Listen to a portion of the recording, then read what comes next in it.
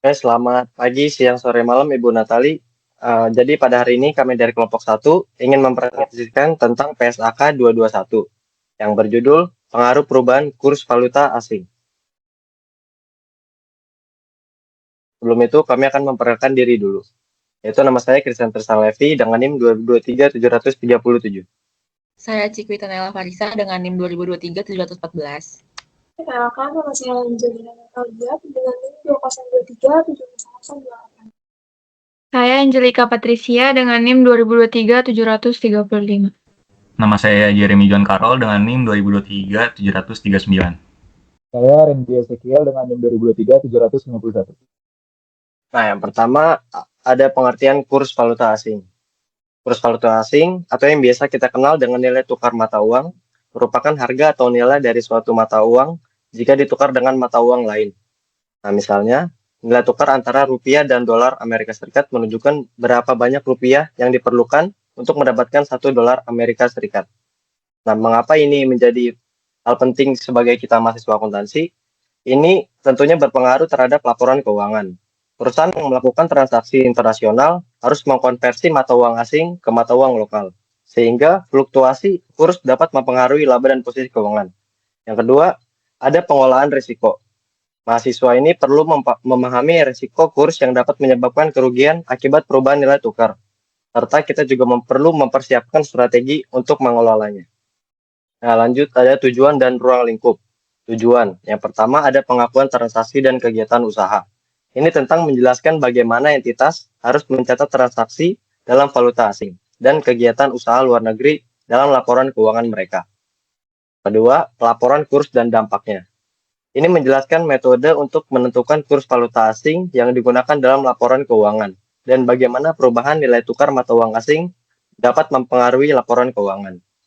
Nah, yang ruang lingkupnya yang pertama, akuntansi transaksi dan saldo mata uang asing, kecuali transaksi dan saldo derivatif. Ini ada di PSAK 109 yang bertema tentang instrumen keuangan. Kedua, ini menjabarkan hasil dan posisi keuangan dari kegiatan usaha luar negeri yang termasuk dalam laporan keuangan entitas secara konsolidasi, proporsional, atau metode ekuitas. Dan yang terakhir, ini menjabarkan hasil dan posisi keuangan suatu entitas ke dalam mata uang penyajian. Oke, selanjutnya ada pengertian dari komponen-komponen yang akan dipakai. Yang pertama itu ada kegiatan usaha luar negeri, yaitu suatu entitas yang merupakan entitas anak atau cabang dari entitas pelapor yang aktivitasnya dilakukan di luar negara entitas pelapor dan menggunakan mata uang yang berbeda dari entitas pelapor. Nah, jadi kegiatan usaha luar negeri itu entitas cabang di luar negeri dari entitas pelapor. Selanjutnya itu ada mata uang penyajian. Mata uang penyajian itu mata uang yang digunakan dalam penyajian laporan keuangan. Ini bisa juga dibilang mata uang proporsional. Nah, selanjutnya ada nilai wajar. Nilai wajar itu harga perkiraan yang diterima untuk menjual suatu aset atau harga yang akan dibayar untuk mengalihkan suatu liabilitas dalam transaksi antara pelaku pasar pada tanggal transaksi pengukuran. Nah, selanjutnya ada selisih kurs. Selisih kurs itu perbedaan nilai yang timbul ketika transaksi dalam mata uang asing dikonversi menjadi mata uang fungsional dengan menggunakan rasio pertukaran dua nilai mata uang asing yang berbeda. Nah, kenapa selisih kurs itu bisa terjadi? Itu karena ada perubahan nilai tukar mata uang asing antara tanggal transaksi dan tanggal penyelesaiannya. Nah, dampak dari selisih kurs ini yang pertama itu bisa menimbulkan keuntungan atau kerugian yang harus dicatat dalam laporan keuangan. Dan yang kedua mempengaruhi nilai transaksi yang dicatat dalam laporan keuangan. Selanjutnya ada valuta asing atau mata uang dari negara lain selain mata uang fungsional. Nah, valuta asing itu mata uang yang digunakan oleh perusahaan untuk melakukan transaksi dengan pihak luar negeri. Nah, selanjutnya itu ada kurs, yaitu rasio pertukaran antara dua mata uang. Nah, contoh dari kurs sendiri itu misalkan kayak per hari ini 16 April 2025, 1 dolar itu bisa dirupiahin seharga 16.820 perak. Mata uang fungsional. Mata uang fungsional adalah mata uang pada lingkungan ekonomi utama di mana suatu entitas beroperasi. Mata uang ini biasanya digunakan untuk mata uang fungsional di paragraf 9 dan 10 menurut SAK IAI. Yang pertama paling mempengaruhi harga jual. Seringkali menjadi mata uang di mana harga jual untuk barang dan jasa didenominasikan dan diselesaikan. Yang kedua, dari suatu negara yang berkekuatan persaingan dan perundang-undangannya sebagian besar menentukan harga jual dari barang dan jasanya. Yang ketiga, mempengaruhi biaya tenaga kerja, bahan baku, dan biaya lain dari pengadaan barang atau jasa. Biaya didenominasikan dan diselesaikan.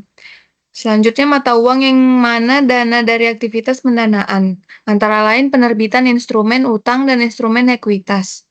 Selanjutnya, mata uang dalam di mana penerimaan dari aktivitas operasi pada umumnya ditahan. Lalu ada pertimbangan menentukan mata uang fungsional pada paragraf yang ke-11. Itu ada tinggi rendahnya proporsi kegiatan usaha luar negeri. Terus yang kedua, apakah arus kas secara langsung mempengaruhi arus kas entitas pelapor dan apakah arus kas tersebut siap tersedia untuk dikirimkan ke entitas pelapor. Apakah arus kas cukup membayar kewajiban instrumen utang yang ada ataupun yang diperkirakan dapat terjadi tanpa adanya dana yang disediakan oleh entitas pelapor. Lalu ada sekali ditentukan, mata uang fungsional tidak berubah kecuali ada perubahan pada transaksi, kejadian, dan kondisi yang mendasari tersebut. Selanjutnya ada investasi neto dalam kegiatan usaha luar negeri. Entitas mungkin memiliki pos moneter yang merupakan tagihan dari atau utang pada kegiatan usaha luar negeri. Suatu pos yang penyelesaiannya tidak direncanakan atau mungkin tidak akan terjadi di masa mendatang. Bagian investasi neto entitas tersebut di dalam kegiatan usaha luar negeri. Pos moneter mungkin mencakup piutang atau utang jangka panjang. Lalu yang terakhir, pos moneter ini tidak mencakup piutang dagang atau utang dagang. Baik, selanjutnya kita akan membahas tentang pos moneter. Di mana pos moneter ini secara singkatnya itu segala sesuatu yang berhubungan dengan uang yang jumlahnya ini sudah pasti atau bisa dihitung dengan nilai yang pasti. Ini bisa berupa uang tunai yang dimiliki sekarang atau aset dan liabilities yang nanti akan diterima atau dibayarkan dalam bentuk uang dengan jumlah tertentu. Tujuannya sendiri itu untuk membantu perusahaan mengetahui mana aset dan liabilitas yang nilainya itu harus disesuaikan dengan kurs valuta asing pada akhir periode pelaporan. Karena pos moneter ini punya jumlah uang yang pasti dalam mata uang tertentu, kalau mata uangnya itu berbeda dengan mata uang yang digunakan untuk menyusun laporan keuangan, maka nilainya itu bisa berubah dan dapat mengakibatkan perbedaan kurs. Perubahan nilai ini bisa menimbulkan selisih kurs yang harus diakui dalam laporan laba rugi. Jadi, dengan perusahaan tahu mana yang termasuk pos moneter itu, perusahaan bisa mengukur aset dan liabilitas yang benar, mengakui selisih kurs secara akurat, dan dapat menyajikan laporan keuangan yang sesuai dengan standar akuntansi. Terus ada pos non-moneter yang dimana aset atau liabilitas yang tidak akan diterima atau dibayarkan dalam bentuk uang dengan jumlah tertentu. Artinya tidak ada hak atau kewajiban untuk menerima dan menyerahkan sejumlah uang yang pasti. Bagaimana sih cara perusahaan itu memperlakukan saldo dan juga nilai transaksi dalam mata uang asing ketika menyusun laporan keuangan di akhir periode seperti akhir bulan atau di akhir tahun, karena perusahaan itu biasanya menyajikan laporan dalam mata uang lokal. Misalnya kalau di Indonesia itu kan rupiah, maka semua saldo dalam mata uang asing itu harus dikonversikan terlebih dahulu ke mata uang lokalnya. Cara mengonversikannya itu tergantung pada jenis saldo atau dari pos tersebut. Nah, pos moneter valuta asing ini dijabarkan menggunakan kurs penentu. Kedua tuh ada pos non-moneter yang diukur dalam biaya historis dalam valuta asing, yang tadi udah aku jabarin tuh. Kan dia menggunakan kurs pada tanggal transaksi.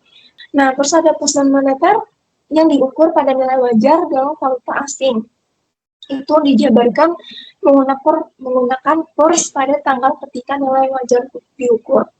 Oke, selanjutnya ada pengakuan awal yang dimana pada pengakuan awal ini transaksi valuta asing itu dicatat dalam mata uang fungsional. Tadi udah dijelasin sama Hendrika, yang dimana jumlah valuta asing itu dihitung ke dalam mata uang fungsional dengan kurs antara mata uang fungsional dan valuta asing itu pada tanggal transaksi. Terus kalau transaksi mata uang asing ini kan ada 3 ya dalam PSAK 221. Yang pertama itu membeli atau menjual barang atau jasa yang harganya itu tidak didenominasikan dalam mata uang. Yang kedua itu meminjam atau meminjamkan dana ketika jumlah yang merupakan utang atau tagihan didenominasikan dalam valuta asing.